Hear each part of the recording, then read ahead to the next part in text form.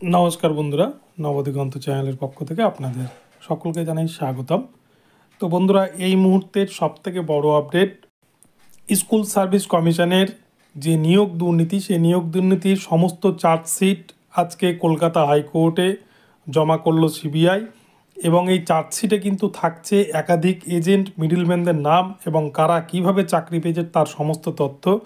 ভয়ঙ্কর তথ্য কিন্তু উদ্ঘাটন করেছে সিবিআই এবং স্কুল সার্ভিস কমিশন সম্পূর্ণরূপে ফেঁসে গিয়েছে।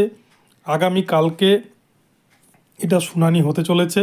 তো চলুন আজকে এই ভিডিওটি সম্পর্কে আমরা বিস্তারিত এখন জেনে নিই। তবে তার আগে বলে রাখি, যারা প্রথমবার আমার চ্যানেলে এসেছেন আপনারা কিন্তু অবশ্যই আমার চ্যানেলটিকে সাবস্ক্রাইব করে অল নোটিফিকেশান অন করে রাখবেন। তো চলুন আমরা আজকে ভিডিওটি এবারে দেখে নিই। বন্ধুরা, আপনারা আগেই জেনে গেছেন যে প্রায় 4,500 ক্যান্ডিডেটের কিন্তু চাকরি বাতিল করেছিল Kolkata high court. 9, 10, group C, group D এদের যে চাকরিগুলো হয়েছিল, এর মধ্যে কিন্তু একাধিক চাকরি, হাজার হাজার চাকরি সাদা খাতায়, সাদা ওএমআরের মাধ্যমে চাকরি দিয়েছিল স্কুল সার্ভিস কমিশন। আপনারা সেই চিত্র দেখেছেন যে স্কুল সার্ভিস কমিশন নিজেই ওএমআর সিট আপলোড করেছিল ওয়েবসাইটে, সেখানে আপনারা অনেকেই দেখেছেন।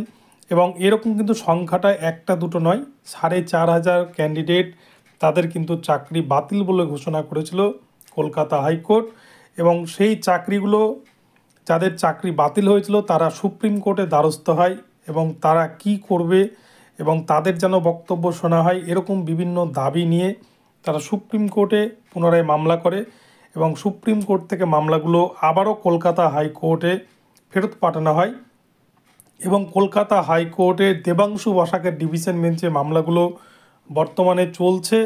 এবং সিবিআই এই নিয়োগ দুর্নীতির তদন্তর মাঝেই কিন্তু বিচারপতি দেবাংশু বসাক স্কুল সার্ভিস কমিশনকে এই সাদা খাতায় চাকরি যাদের পেয়েছিলেন তাদের সম্বন্ধে তাদের অবস্থানটা কী এটা জানতে চান, কিন্তু স্কুল সার্ভিস কমিশন তাদের অবস্থান জানাতে ব্যর্থ হন। তখন বিচারপতি দেবাংশু বসাক তিনি কিন্তু কঠোর ব্যবস্থা গ্রহণ করেন স্কুল সার্ভিস কমিশনের বিরুদ্ধে।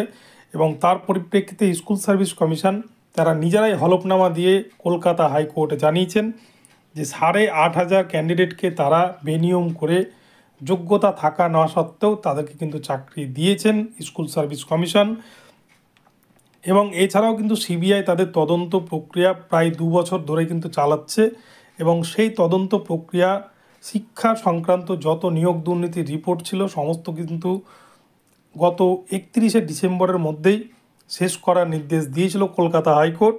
এবং সেই অনুযায়ী কলকাতা হাইকোর্টের রিপোর্ট অনুযায়ী সিবিআই তাদের সমস্ত রিপোর্ট আজকে জমা করেছে কলকাতা হাইকোর্টে। আগামীকালকে এই মামলার শুনানি হতে চলেছে। আগামীকাল ভীষণ গুরুত্বপূর্ণ হতে চলেছে স্কুল সার্ভিস কমিশনের গ্রুপ সি, গ্রুপ ডি, নবম দশম চাকরি প্রার্থীদের জন্য। কেননা আগামীকালকেই কিন্তু তাদের ভাগ্যটা নির্ধারণ হতে চলেছে। এবং অপরদিকে সিবিআই যে তদন্ত করছিলেন এবং তার মাঝখানে কিন্তু ইডি আধিকারিকেরা তারাও কিন্তু এই তদন্ত প্রক্রিয়ায় নেমে এই তদন্ত করছিলেন।